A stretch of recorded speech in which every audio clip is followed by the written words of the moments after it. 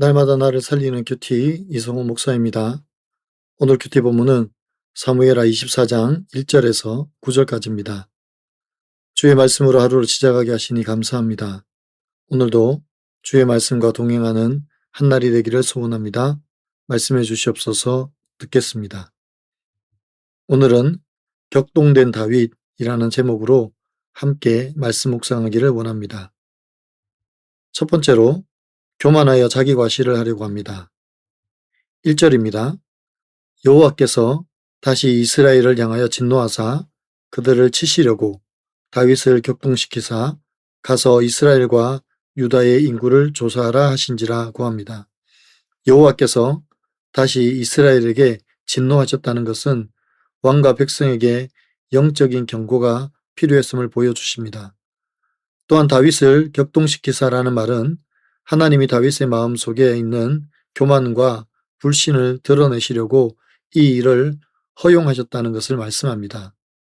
우리의 판단과 생각으로는 하나님의 섭리를 다 이해할 수 없습니다. 그럼에도 불구하고 하나님께서 이렇게 행하시는 이유는 이스라엘을 망하게 하거나 다윗을 넘어지게 하심이 아니라 다윗과 이스라엘을 하나님의 백성답게 만들어 가시는 하나님의 놀라운 손길입니다. 2절에서 다윗이 군사령관 요압에게 이스라엘 모든 지파 가운데 인구를 조사하여 백성의 수를 보고하라고 합니다. 다윗의 이 인구 조사는 자기 힘이 얼마나 강한지 숫자로 확인하고 싶어하는 자기 과시입니다. 다윗이 교만에 빠진 것입니다. 그러자 3절에서 요압이 만류합니다. 요압이 다윗에게 이렇게 말합니다.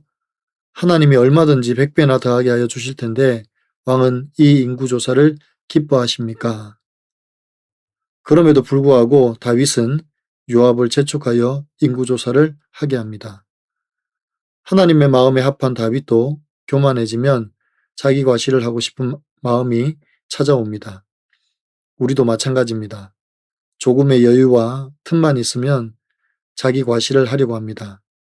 지금의 평안함과 안전함이 내 노력인 줄 착각하는 것입니다.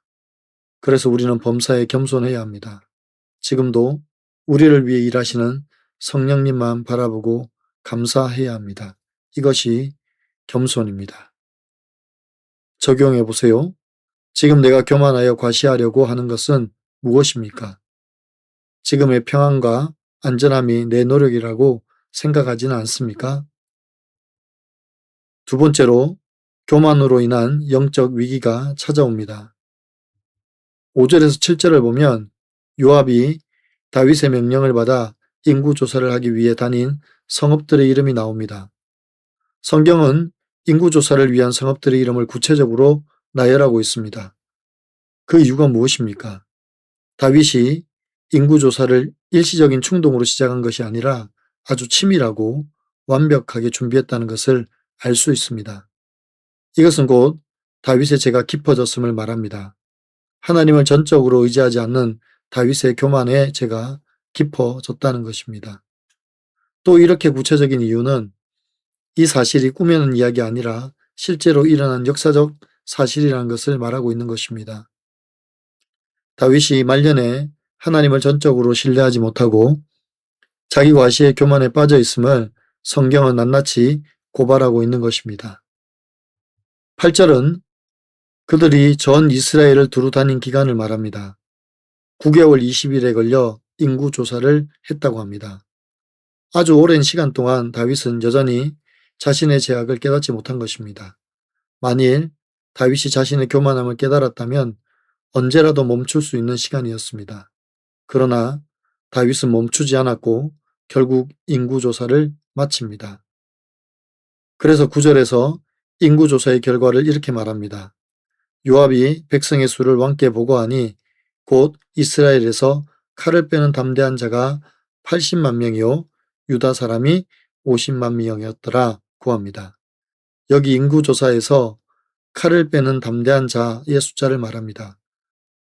그 이유는 다윗이 거느리는 군사의 숫자입니다. 그래서 다윗의 군대, 즉 이스라엘이 얼마나 강력한지를 과시하는 것입니다. 결국 이 일을 통하여 이스라엘의 영적 위기가 찾아옵니다. 하나님을 의지하지 않고 사람을 의지하는 다윗으로 말미암은 위기입니다. 적용해 보세요. 요즘 내가 하나님보다 더 의지하는 나의 힘과 능력은 무엇입니까? 나의 교만과 자만으로 인하여 닥칠 영적 위기에 대해서 생각해 본 적이 있습니까? 오늘 큐티 묵상 간증은 격동한 이유라는 제목의 한 성도님의 묵상 간증입니다. 딸과 저는 성격이 매우 다릅니다. 이성적인 저와 달리 딸은 감성적입니다. 얼마 전에 둘째를 출산한 딸은 시도 때도 없이 엄마 나 힘들어 라고 합니다. 저는 아이나 키우는 게 당연히 힘들지. 난 직장 다니면서 너희 둘을 독박 육아로 키웠는데 사이랑 공동 육아하면서 뭐가 힘들다는 건지 라고 생각하며 딸의 말을 들으려고도 하지 않았습니다. 그러던 어느 명절날 딸이 어려운 형편에도 비싼 한우 세트를 사가지고 왔습니다. 저는 고마워, 잘 먹을게 하지 않고 집에 먹을 사람도 없는데 이 비싼 걸 왜 사왔냐? 라며 핀잔을 주었습니다. 며칠 뒤 딸은 산후 우울증으로 힘들다고 수차례 얘기해도 따뜻한 말 한마디 안 해주는 엄마는 필요 없어. 이제부터 아파도 연락하지 않을 거야. 라는 장문의 문자 메시지를 보내왔습니다. 저는 딸의 말에 잠시 당황했지만 딸에게 해준 것이 하나씩 떠올라 생색이 났습니다. 마음의 격동이 일어나 인구조사를 명령한 다윗처럼 억울한 감정만 올라왔습니다. 그렇게 불편한 마음으로 지내다가 오늘 말씀에서 인구조사를 만류하는 요압의 말을 무시하는 다윗의 모습을 통해 저의 열등감을 보았습니다. 열등감으로 다른 집 자녀들과 비교하며 딸의 말에 공감해주지 못한 것입니다. 또 가끔 손녀를 봐주고 물질 공세를 하면서 이 정도면 괜찮은 엄마라 착각하고 인정만 받으려 했습니다. 이렇게 자기 중심적으로 생각하며 자녀에게조차 세력을 과시하려고 한 저의 죄가 깨달아져 딸에게 미안한 마음이 들었고 이후 진심 어린 사과를 할 수 있었습니다. 자녀와의 관계에서 말씀으로 제 모습을 직면하게 하시고 진심으로 사과하도록 용기를 주신 주님 감사합니다. 저의 적용은 딸이 힘들다고 이야기할 때마다 무엇 때문에 힘든지 물어보고 들어주겠습니다.